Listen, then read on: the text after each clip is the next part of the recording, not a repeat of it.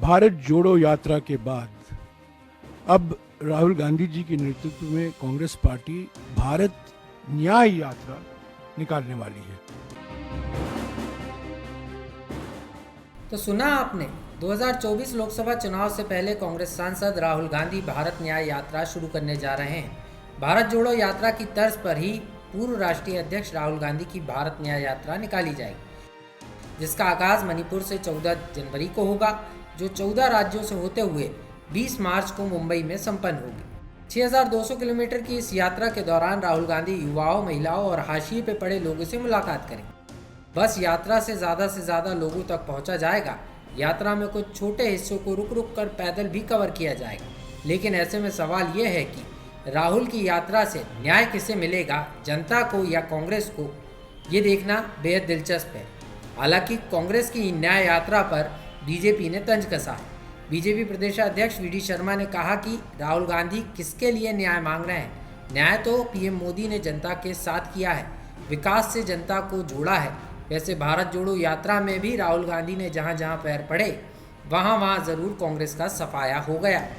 भारत छोड़ो यात्रा कांग्रेस ने निकाली थी।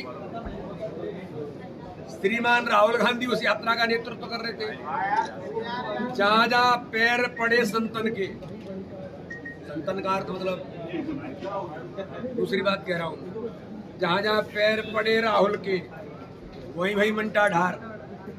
जहां जहां गए थे वहां जमानत जब्त हो गई। जोड़ना तो छोड़ दो, कांग्रेस छोड़ दी लोगों ने, और ये न्याय यात्रा की बात कर रहे हैं। कांग्रेस और गांधी परिवार इस देश के अंदर न्याय यात्रा की बात करना इस देश से बेईमानी है।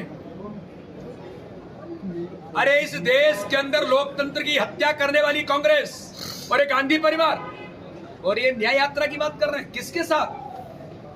आप बेईमानी कर रहे हैं देश से। देश पूछ रहा है, जो आपने अन्याय किया है देश के साथ, जो आपने अन्याय किया है गरीबों के साथ, जो आपने अन्याय किया है जिनके देश में भारत विराजमान है उनके साथ।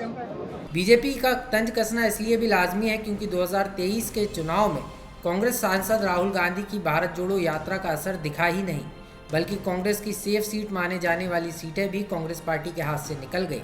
23 के चुनाव में मालवा निमाड़ के 7 जिलों में कांग्रेस एक भी सीट जीत नहीं सकी। वहीं यात्रा की पूरी जिम्मेदारी संभालने वाले कांग्रेस के मौजूदा विधायक तक चुनाव हार गए। यात्रा के रूट में शामिल जीती हुई सीटें भी, जिन्हें कांग्रेस सेफ सीट मानकर चल रही थी, वो तक कांग्रेस की हार गई। जबकि बीजेपी ने मालवा निमाड़ में इस बार बेहतर प्रदर्शन कर 66 में से 48 सीटें पर विजय हासिल की। हालांकि कांग्रेस इस यात्रा को राजनीतिक ना बताकर सामाजिक बता रही है। एमपी कांग्रेस के संगठन प्रभारी राजीव सिंह का कहना है कि ये यात्रा जनता को न्याय दिलाने के लिए निकाली जा रही, न कि लोकसभा चुनाव को दृष्टिगत रखते हुए। राहुल गांधी जी के नेतृत्व में पूरे देश में भारत न्याय यात्रा निकल रही है। यह यात्रा 14 जनवरी से प्रारंभ होगी, जो 20 मार्च को खत्म होगी मुंबई में, और 14 राज्यों से गुजरते हुए लगभग 85 जिलों से ये यात्रा निकलेगी। इस यात्रा का स्वरूप भारत यात्रा से थोड़ा सा भिन्न है, क्योंकि ये यात्रा में मूल रूप से बस यात्रा रहेगी, जिसमें पूरे मार्ग पे लोग अधिक से अधिक संख्या में आएंगे, और सभी कहीं पैदल यात्रा होगी, कहीं मोटरसाइकिल यात्रा होगी। तरह तरह के पूरे प्रदेशों से यात्रा निकलेगी।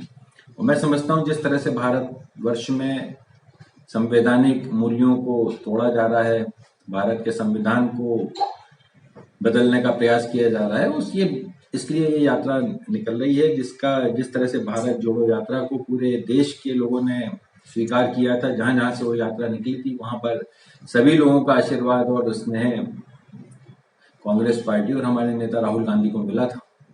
मैं समझता हूं कि भारत न्याय यात्रा भी उतनी ही सफल होगी, और जो जिन राज्यों से ये निकल रही है वहां पर सारे लोग बहुत पहले से प्रतीक्षा कर रहे थे, और इस यात्रा की अभी अनाउंसमेंट कल ही अखिल भारतीय कांग्रेस कमेटी ने किया है।